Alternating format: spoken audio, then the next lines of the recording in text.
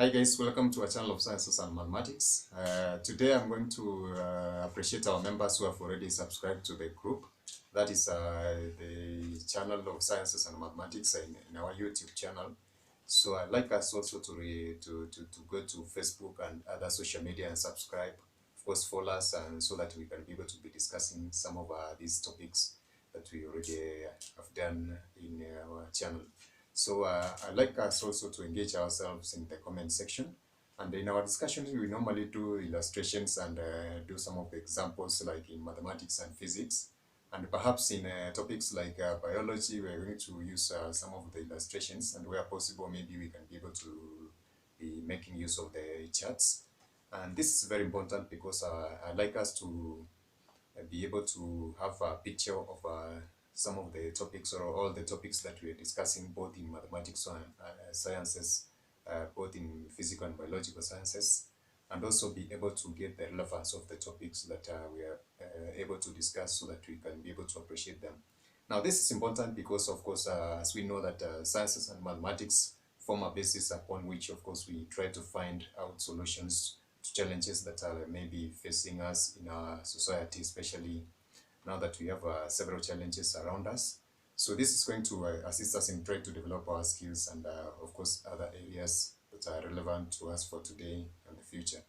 So in this case for today, we're going to discuss some of the concepts in differential calculus, and that is Lagrange's mean value theorem. Now, in this case, as I've said, of course, we're going to see that we're going to appreciate this particular kind of discussion in a sense that this theorem is going to assist us in trying to prove some inequalities and equations. And of course, it's going to form a basis for the study of properties of some of the derivatives and functions. And of course, we're going to determine whether the roots of some of the equations have existence or not. And this is the basis upon which I want us to be looking at each and every topic that we are discussing in our videos. So for today, thank you guys. I'd like to appreciate all of us and welcome us to the discussion. So as I've said, today we're going to look at one of the concepts in differential calculus, and that's the mean value theorem, or sometimes that is abbreviated as MVT.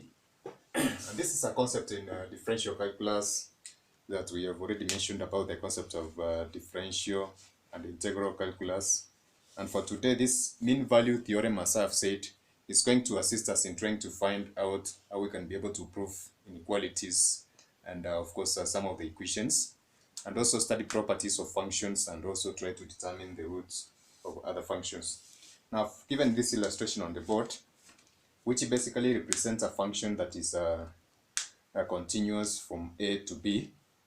And in this specific functions, I'm going to write some of the areas that I need us to discuss on. And basically, this is going to be shown as so in our introduction to differentiation, we said that a function fx can be written as f of x, whereby the function fx basically implies that the image of x under mapping f, or maybe we can write it as output. This implies the output of f, and or when the input is x. So basically, we can just define the function f of x as the image of x under the mapping of f, or the output of f, and or when the input is x. Now, this function can be able to be differentiated and be written or initialized as f prime, which basically refers to the derivative. And we talked about the concept of a derivative when we were trying to discuss about differentiation rules, and this one can be given as dy over dx as using that specific function.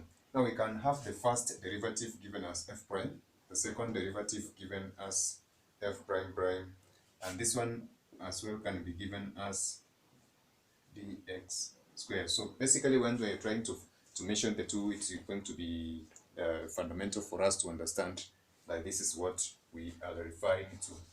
Now, I want us to be keen on these specific concepts because we're going to, it's upon this that we're going to understand the concept of the mean value theorem. Now that we have already discussed about them, but it's good for us to try and find out exactly what it means. We also talked about the concept of closed and open intervals. So this is closed and open intervals.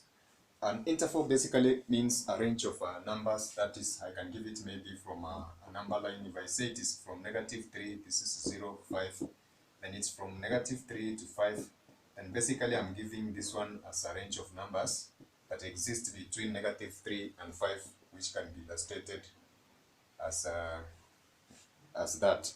So therefore, we're going to talk about the concept of open and closed intervals, whereby the closed intervals refers to an interval or a range of numbers or that include all of its endpoints. So therefore, for a closed interval,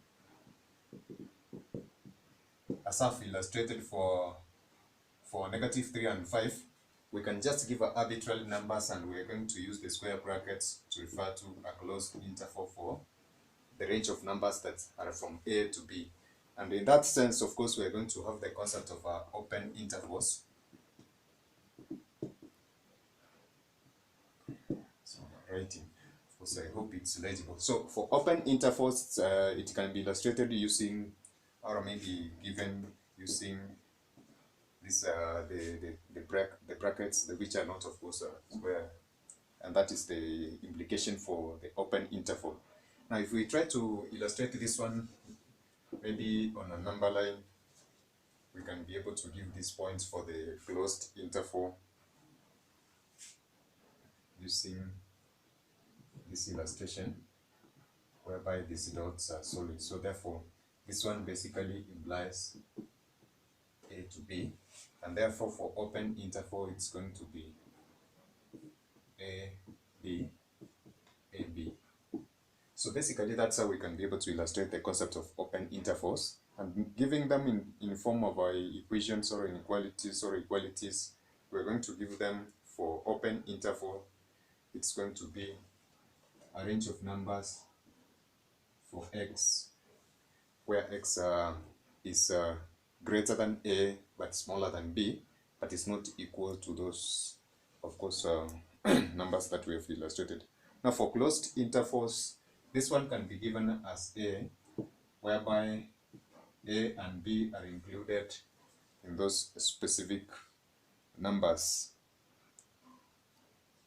But in this sense, we are now going to give it in form of maybe a statement and say that for an open interval, the range that we have given for A and B, whereby A and B do not maybe contain the endpoints, and that is where we have just given it an open, whereby there's a difference between those equality signs that we have, of course, given. And then there is a concept of differentiable and undifferentiable functions, whereby differentiable functions means that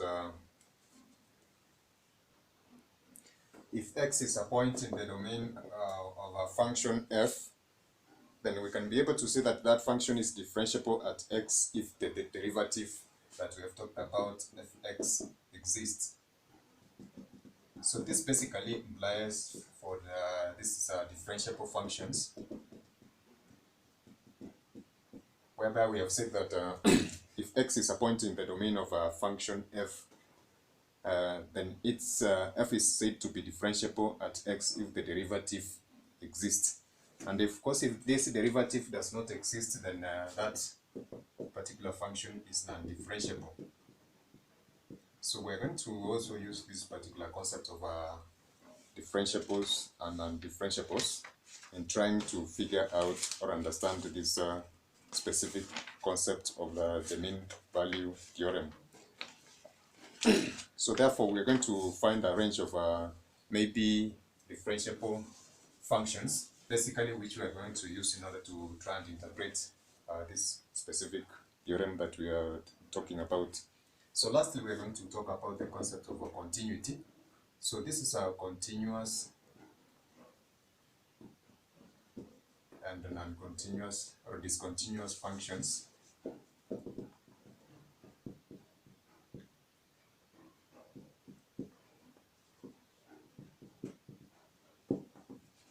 So to differentiate between the two, we find that a function that does not have discontinuities or maybe an expected change in its values is said to be continuous, and therefore we can be able to find a continuous, to define a continuous function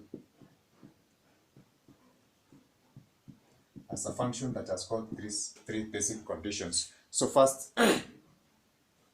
it has to be defined at a particular point.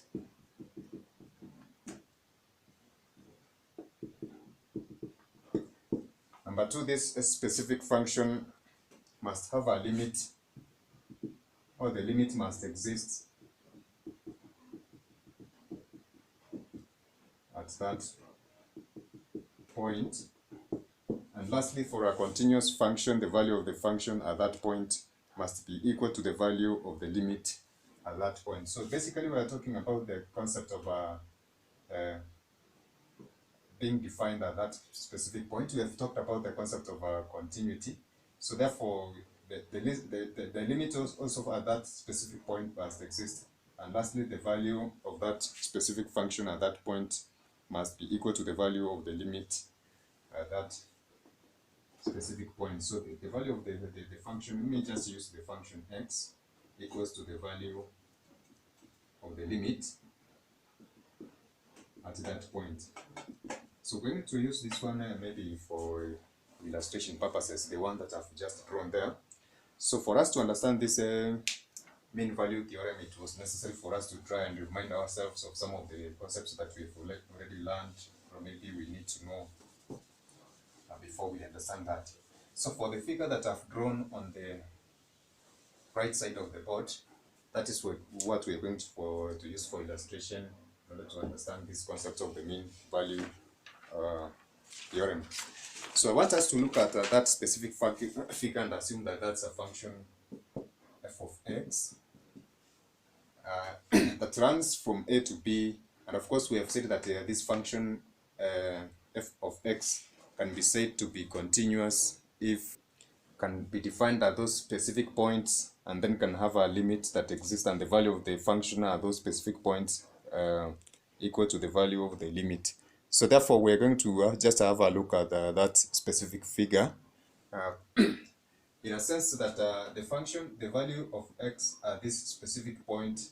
Now this is just a hypothetical illustration, but we're going to use this one as the y, which is f of x, and then this is the x axis or variables, and therefore the value for x at this specific point is going to be f c, and this is f d, f e. So those are the values for the values for the function at the point c, d, and e respectively. So suppose we were to write the derivative or the function of the first derivative of this specific value at those points, then we can have f prime of c, f prime of d, and f prime of e, or the derivative of c, d, and f of that function at those specific points. And we know that this specific point, we're going to have to find a derivative by having those specific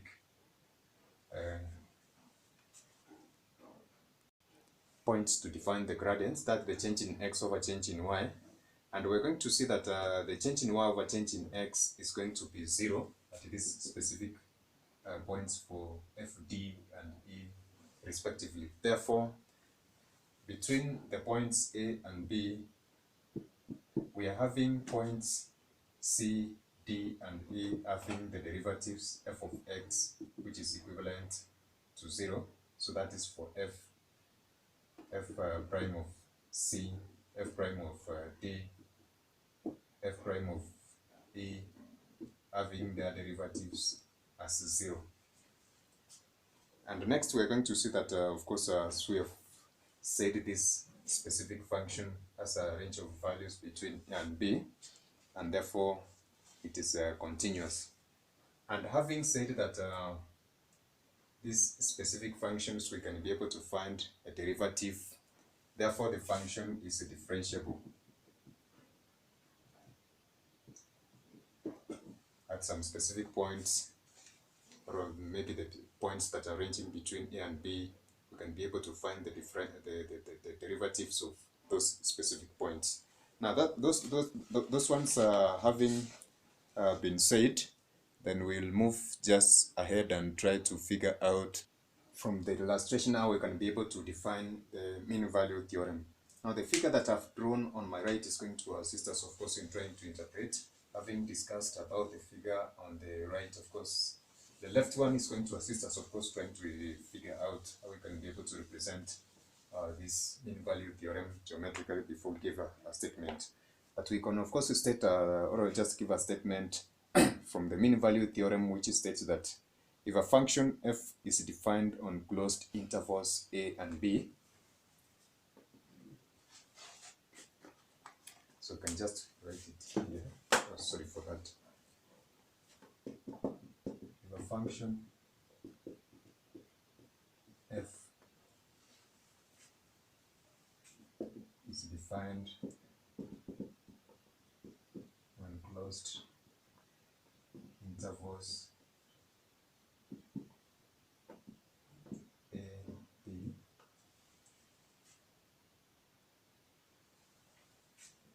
and satisfy, so this is satisfy the following conditions. So the first one is that it's as we have stated, the function is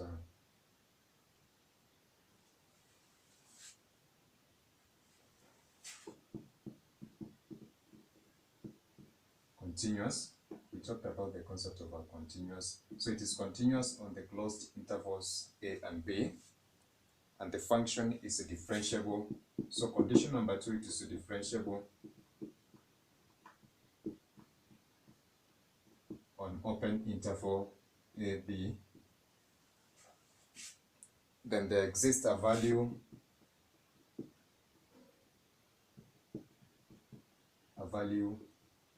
of x c such that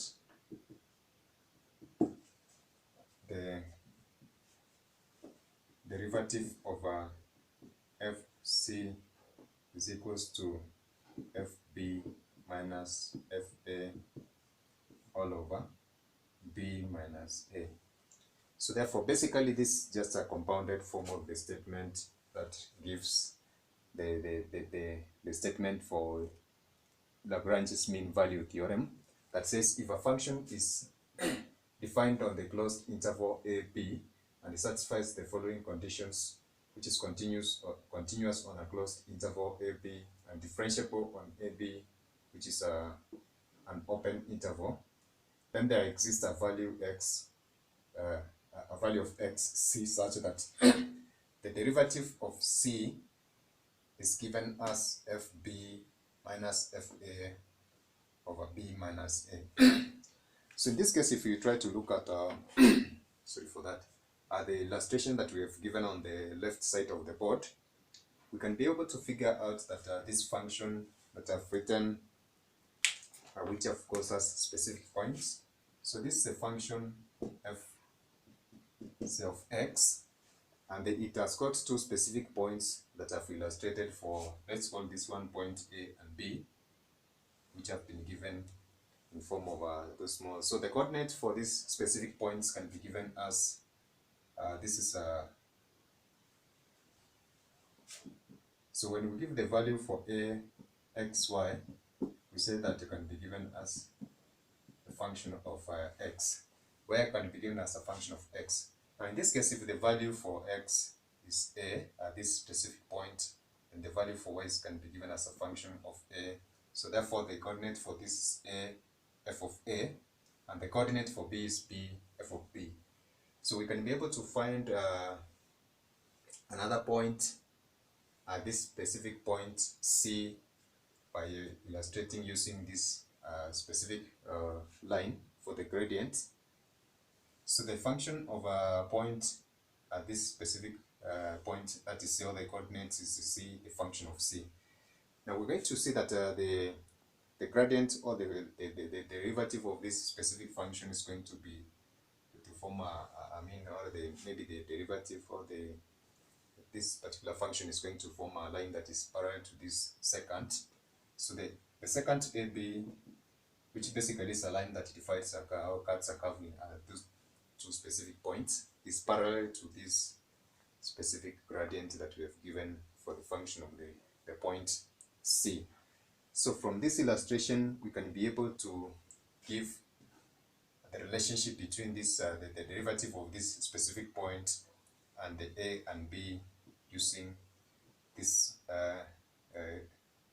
portion of the mean value theorem, which is there exists a value of x c such that the first derivative of c can be given as fb minus fa over a minus b.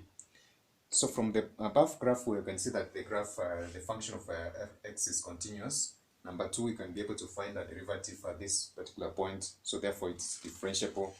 And we're going to see that it's differentiable on an open interval. And then number two, it's continuous on a closed interval, which means they are changing the values of that specific function. Changing the limit does not change its value. So therefore, it is basically going to be a function that does not give unexpected values for the change in maybe has a discontinuity or a discontinuousness. So in this case, we are going to see that first this function obeys the two conditions that we have illustrated, and we're going to confirm maybe from an illustration whether it's going to obey that first derivative condition that we have set at that lower part of the table. So we're going to use maybe an illustration to try and figure out or maybe understand this geometric interpretation of this mean value theorem. So I'm going to give a function, and then we're going to see whether it's following these conditions. It's differentiable, continuous, and then its first derivative is given as that. So we're going to prove that the function f of x, which is equivalent to x squared minus 4x minus 3, that has got closed intervals for a and b, which is 1 and 4, obeys the mean value theorem. So the first strategy that we're going to use for this is try to find the first derivative of this function. So therefore, we're going to have f prime of x, which is going to be 2x minus 4.